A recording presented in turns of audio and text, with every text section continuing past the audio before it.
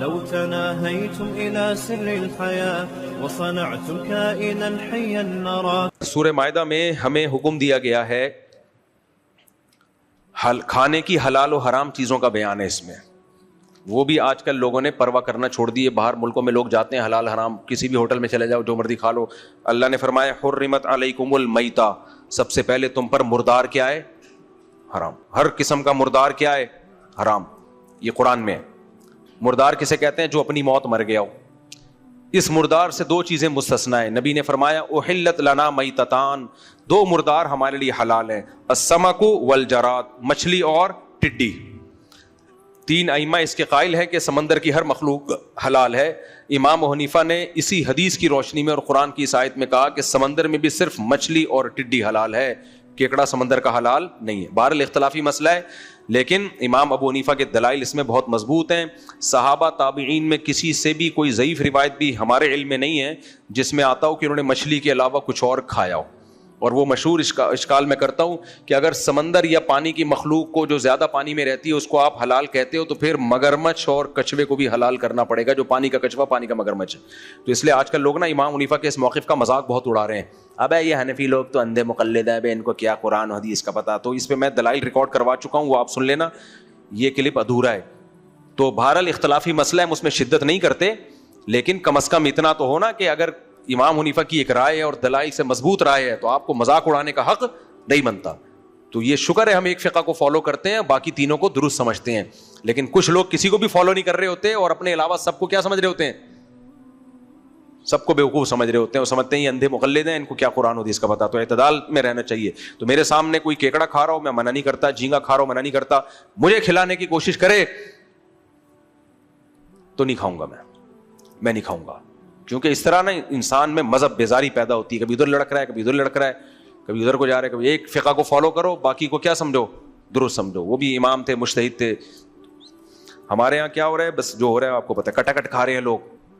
ابھی کل کسی نے کٹاکٹ میں وہ جو باقاعدہ وہ ہوتے ہیں وہ بنا کے کھلا رہے. ابے تو کھا لے, اب چھپ کے کھا لے, پوری دنیا کو کیوں بتا رہا ہے تو؟ خیر, تو اللہ نے فرمایا مردار تمہارے لیے کیا ہے؟ حرام. اچھا, حدیث میں اور تفصیل ہے, لا تنتفعوا من المیتہ, فرمایا مردار سے کسی قسم کا فائدہ نہیں اٹھا سکتے سوائے اس کی کھال. کوئی بکری مر گئی, اس کی کھال اتار کے اس کو ایک پروسیس سے نا خشک کیا جاتا ہے, استعمال کر سکتے ہو. باقی اس کا کسی بھی قسم کا استعمال جائز نہیں ہے حدیث سے مطابق. تو اس سے پتہ چلتا ہے, علماء نے یہ مسئلہ بیان کیا کہ آپ نے گھر میں کتا پالا ہوا ہے, بلی پالی ہوئی ہے, آپ اس کو بھی مردار نہیں کھلا سکتے, مردہ گوشت. آج کل جو بلیوں کی فیڈ آ رہی ہے یہ مردہ گوشت ہی, خنزیر کا گوشت بھی ہوتا ہے, جھٹکے کا گوشت بھی ہوتا ہے. جانور خود جو مرضی کھا لے, مرغی کیا کچھ نہیں کھا رہی ہوتی, کھانے دیں آپ, یہ اس کا ہیڈیک ہے, یہ آپ کا ہیڈیک نہیں ہے. اس کو نہیں بتائیں کہ یہ حلال ہے یہ حرام ہے. وہ کیکڑا کھا رہی ہے تو شافعی فقہ سے ہے تو کھا سکتی ہے, اس کا مسئلہ نہیں ہے یہ. اس کو جو مرضی کھائے کھانے دیں, سب حلال ہے اس کے لیے. کتے کے لیے بھی سب حلال ہے, کتے کے لیے انسان کو کھانا حلال ہے, باقی کیا رہ گیا. لیکن آپ خود سے نہ کھلائیں. سمجھ میں آ رہی بات؟ میں اکثر بتاتا ہوں, ہمارے ایک دوست کا نے پالے میں جانور مگرمچھ بھی پالا ہوا ہے, تو ان کا گھوڑا مر گیا تو انہوں نے وہ باقاعدہ کھینچ کے مگرمچھ کے آگے ڈال دیا. میں نے کہا یہ ناجائز ہے. یہ کیا ہے؟ ناجائز. انہوں نے کہا یہ خود بھی تو کھا سکتا ہے. میں نے کہا چھوڑ دیتے, پڑا رہتا, یہ خود آ کے کھا لیتا. تو پڑا رہنے دیں, وہ خود آ کے کھا لے, آپ کچرے میں جا کے پھینک دیں. جانور خود کھائے, ہم اس کے مکلف نہیں ہیں, اس کے لیے کوئی فقہ تھوڑی. لیکن ہم جب اپنے ہاتھوں سے کھلائیں گے اس کا مطلب ہم اس سے فائدہ اٹھا رہے ہیں, اس مردار سے اپنا خرچہ بچا رہے ہیں نا اس کو کھلا کے. تو ہمارے لیے جائز نہیں ہے کسی مردار سے انتفاع. البتہ یہ جو کیڑے مکوڑے ہوتے ہیں یہ مستثنا ہے. تو مرغیوں کو آپ یہ جو کیڑے ہوتے ہیں نا یہ کھلا سکتے ہیں. کیڑے بکتے بھی ہیں مارکیٹ میں, خود نہ کھائیں, انگریز تو خود بھی کھا رہے ہیں پروٹین کے لیے نا. یہ کیڑے ویڑے بھی وہاں بہت بکتے ہیں, ان کے بلڈر یہ کیڑے کھاتے ہیں صاف ستھرے کر کے, شیمپو سے دھو کے. ابے تم پکانے کو شیمپو سے دھو کے ہے تو پکانا ہی نا وہ, تو وہ سب کچھ کھا رہے ہیں, وہ اللہ کی پناہ ہے. گوشت گویا دنیا میں کم پڑ گیا ہے نا.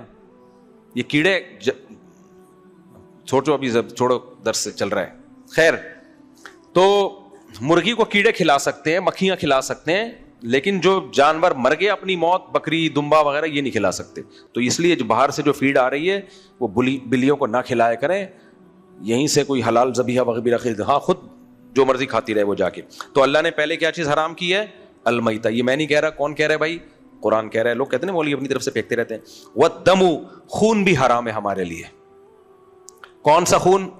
قرآن میں دوسری جگہ آتا ہے دم مسفوح، بہتا ہوا خون. جب ہم جانور ذبح کرتے ہیں خون وہ ہوتا ہے جو بہ رہا ہوتا ہے، وہ حرام ہے. جو بوٹیوں میں لگا رہ گیا وہ حرام نہیں ہے، جو گوشت میں لگا رہ گیا وہ حرام نہیں ہے. تیسری چیز ولحم الخنزیر، خنزیر کا گوشت بھی کیا ہے؟ حرام. ابھی میں کینیڈا میں تھا، ایک بڑے ڈاکٹر نے بتایا کہ غیر انگریزوں میں کینسر کی بیماری بہت زیادہ ہے اور اس کی ایک وجہ خنزیر کا گوشت بھی ہے. گندا ہوتا ہے وہ گوشت خنزیر کا. وہاں کے ڈاکٹر بھی مانتے ہیں. میں نے کہا جب ڈاکٹر خود کہتے ہیں کہ یہ گندی چیز ہے، اس میں جراثیم ہوتے ہیں، تو پھر کیوں کھاتے ہیں؟ خود ڈاکٹر بھی کھاتے ہیں. کہتے ہیں ڈاکٹر کہتے ہیں نا کہ سگریٹ بری چیز ہے، وہ خود ڈاکٹر مجھے بتا رہا ہے. میں نے کہا کہتے ہیں پیتے ہیں کہ نہیں پیتے ہیں. تو کسی چیز کو یہ کہہ دینا کہ یہ بری ہے یہ سب کہہ دیتے ہیں، لیکن پھر عمل تو ڈاکٹر خود چھٹے لگا رہے ہوتے ہیں بیٹھ کے. آگے چلتے ہیں. وما اہل لغیر اللہ بھی، حلال جانور پہ اللہ کا نام نہیں لیا، کسی بت کا نام لے لیا، کسی بزرگ کا نام لے کے ذبح کر دیا، وہ بھی حرام. والمنخنقۃ، جس جانور کو گلا گھونٹ کے مارا جائے وہ بھی کیا ہے؟ حرام. والموقوذۃ، جس جانور کو پتھر مار کے مار دیا جائے وہ بھی کیا ہے؟ حرام. اسی سے ہندوستان کے علماء نے استدلال کیا ہے کہ گولی کا شکار بھی جائز نہیں ہے، کیونکہ وہ بھی پتھر کی طرح ہوتی ہے. پتھر چاہے لگ کے اس کو زخمی کر دے یا زخمی نہ کرے، اس سے کوئی فرق نہیں پڑتا. پتھر پتھر کا بھی ہوتا ہے، اسٹیل کا بھی ہو سکتا ہے. تو اس لیے گولی کا شکار بھی کیا ہے؟ چاہے اللہ کا نام لے کے. ہاں اگر مرنے سے پہلے ذبح کر دیا پھر حلال ہے. البتہ گولی کی اگر نوک ہے، آگے دھار ہے، جیسے تیر کی طرح ہوتی ہے نا، بعض گولیاں ایسی ہوتی ہیں، اس کی علامت یہ کہ آپ اس سے چیزیں کاٹ سکتے ہیں اس گولی سے. یا سوئی اتنی گہری، اس کی باریک سوئی ہو آگے کہ وہ کہیں بھی ایسے آرام سے یوں کرو تو چبھ جائے.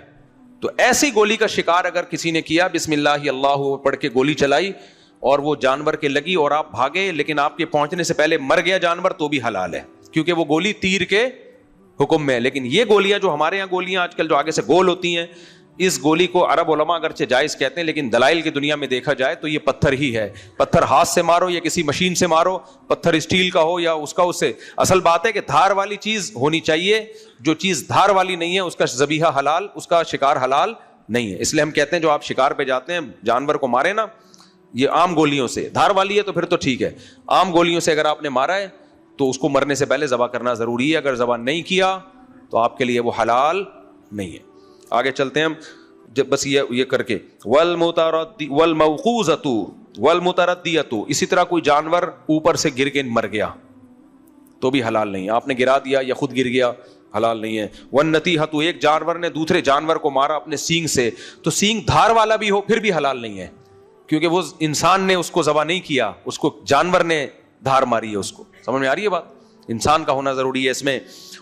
وما اکل السبع، اس طرح درندہ کچھ کھا لے. میں جب وہاں تھا نا تنزانیہ کے جنگلوں میں گھومنے پھرنے گیا ہوا تھا، تو وہاں ایک قوم ہے مسائی. وہ کیا کرتے ہیں، شیر آتا ہے کسی جانور کا شکار کرتا ہے نا، ہرن کا، اور اس شیر نے مارا اس کو، تو وہ ڈنڈوں سے شیر کو پیچھے بھگا کے وہ ہرن اٹھا کے لے جاتے ہیں، کھا جاتے ہیں اس کو. ہمارے لیے یہ بھی کیا ہے؟ حرام. جانور نے اس کو مارا ہے تو آپ کے لیے حلال نہیں ہے. ویسے بھی انسانیت کے خلاف ہے نہیں ہے یار. وہ یہ تو لگڑ بگڑ یہ کر رہے ہوتے ہیں. شیر شکار کرتا ہے اور وہ ہائنا آتا ہے اور سب اٹھا کے لے جاتا ہے، دوسرے کے پیسوں سے فائدہ ہو. ہاں اگر شیر نے شکار کیا اور وہ جانور زندہ ہے، ذبح کر دیا آپ نے، تو پھر آپ کھا سکتے ہیں، لیکن شیر اتنا ٹائم دے گا نہیں آپ کو. آگے اللہ فرماتے ہیں وما ذبح علی النصب، بتوں پہ یا مزاروں پہ جو کٹ رہے ہوتے ہیں نا جانور، بتوں کے یا بزرگوں کے نام پہ، یہ بھی تمہارے لیے حلال نہیں ہے. ہاں ایک کو اللہ نے مستثنا کیا کہ درندے کا شکار حرام ہے. اللہ نے وہ درندے جن کو سدھایا گیا ہو شکار کے لیے، ان کے شکار کو اللہ نے حلال قرار دے دیا. فرمایا وما علمتم من الجوارح، جو درندے جانور ہوتے ہیں نا چیر پھاڑ کرنے والے، جیسے کتا ہے یا اور کسی جانور کو سدھا دیا جائے. ہمیں تو صرف کتے کا ہی پتہ ہے، ہو سکتا ہے اور بھی دنیا میں ایسے جانور ہوں جن کو آپ ٹریننگ دے کے سدھار سکتے ہیں، تو ان کا شکار کھا سکتے ہو بشرطے کہ کلوا مما امسکنا علیکم، یہ تمہارے لیے اس جانور کو روک کے رکھیں. اس لیے فقہ کی کتابوں میں مسئلہ لکھا ہوا ہے، آپ نے کتے سے شکار کیا، کتے نے جا کے اس کو پکڑا، آپ نے بسم اللہ اللہ اکبر پڑھ کے کتا چھوڑا. پتہ نہیں کتا بولتا ہوں شوہر کا نشان لگتا دماغ میں بار بار. آپ نے بسم اللہ اللہ اکبر پڑھ کے شوہر استغفر اللہ کتے کو چھوڑا آپ نے، بیوی ایسی چھوڑ رہی ہوتی ہیں, جا 6 انڈے لے کر آ, جا رہا ہوتا ہے بھاگا ہوا, بسم اللہ اللہ اکبر. تو آپ نے اس کو بسم اللہ اللہ اکبر پڑھ کے چھوڑا کتے کو. اب کتا کیا کر رہا ہے, وہ گیا, اس نے جا کے ہرن کو دبوچا اور اپنے دانت اس میں گاڑ دیے. آپ گئے بھاگے بھاگے, زندہ ہے تو ذبح کرنا پڑے گا آپ کو, ذبح نہیں کیا حرام, لیکن اتنا موقع نہیں ملا اور کتے نے مار دیا اس کو, اور مار کے اب گھسیٹ کے آپ کی خدمت میں لے کر آ رہا ہے وہ. تو اللہ کہتے ہیں مما امسکنا علیکم, جو اس نے تمہارے لیے روک کے رکھا ہوا ہے اس کو کھا سکتے ہو. فقہاء نے لکھا ہے مسئلہ کہ اگر کتے نے اس میں سے ایک نوالا بھی لے لیا, اب وہ آپ کے لیے حلال نہیں ہے, کیونکہ اس کی علامت ہے کہ اس نے اپنے لیے شکار کیا ہے, یہ یا دونوں کے لیے کیا ہے, خود بھی کھاؤں گا اس سے بھی. تو اگر کتے تیری نیت یہ تھی کہ تو اس سے 2 بوٹی خود کھا لی, اب ہمیں کھلا رہا ہے, تو ہم کتے کا بچاوا. یہ انسانیت کے حکام دیکھو, قرآن کتنا پاکیزہ مذہب ہے نا, کہ بھائی اگر وہ مکمل تمہارے لیے روک رہا ہے, اگر وہ مکمل تمہارے لیے روک رہا ہے تو اس کی وہ بندوق کی طرح ہے, اس نے تمہارے لیے شکار کیا ہے. لیکن اگر اس نے خود کھا لیا, ایک نوالا بھی لے لیا, پھر بے شک تمہارے لیے آیا, اب کنفیوژن ہے اس نے اپنے لیے کیا تھا یا تمہارے لیے, اب تمہارے لیے وہ حلال بولو نہیں ہے. تو یہ کتے اور جتنے درندے ان کے بارے میں. البتہ باز جو ہوتا ہے نا, باز اور شاہین, اس سے جو شکار کیا جاتا ہے, اس کے بارے میں فقہاء نے لکھا ہے کہ اگر وہ شکار کرے اور آپ کے لیے لائے, تو اگر اس سے خود بھی ایک آدھ نوالا اس نے کھا لیا تو پھر بھی اس کا شکار حلال ہے. وجہ اس کی یہ ہے کہ کتے کو یہ ٹریننگ دینا ممکن ہے کہ وہ صرف آپ کے لیے شکار کرے, یا درندے کو چونکہ اس کو دھنائی لگائی جا سکتی ہے, مارا پیٹا جا, کتے کو جب ٹریننگ دیتے ہیں نا تو مارا جاتا ہے اس کو بہت. ایک نوالا بھی کھائے گا 2 چماٹ پڑیں گے تو سمجھ جاتا ہے میں نے کھانا نہیں ہے, مالک کے قدموں میں لا کے ڈالنا ہے میں نے. لیکن باز کو, شاہین کو یہ تربیت دینا ممکن نہیں ہے, کیونکہ وہ مارنے کی جگہ نہیں ہے نا, اس میں کدھر لگائیں گے, اس کے اتنا پتلا سا چھوٹا سا ہوتا ہے. تو اس لیے باز یا جو پرندے شکاری ہوتے ہیں ان میں اجازت ہے کہ آپ نے بسم اللہ اللہ پڑھ کے چھوڑا, اس نے جا کے وہ تیتر کو, یا یہ جو عرب لوگ شکار کرتے ہیں نا, آتے ہیں رحیم یار خان میں ابو ظہبی سے آتے ہیں شیخ, یہ وہ لے کے آتے ہیں باز, بسم اللہ اللہ پڑھ کے چھوڑتے ہیں, اور وہاں پہلے سے انہوں نے چھوڑے ہوئے ہوتے ہیں تیتر, کہ شیخ صاحب جب یہ چھوڑیں گے تو پھر یہ یہاں سے چھوڑیں گے, چھپ کے چھوڑ.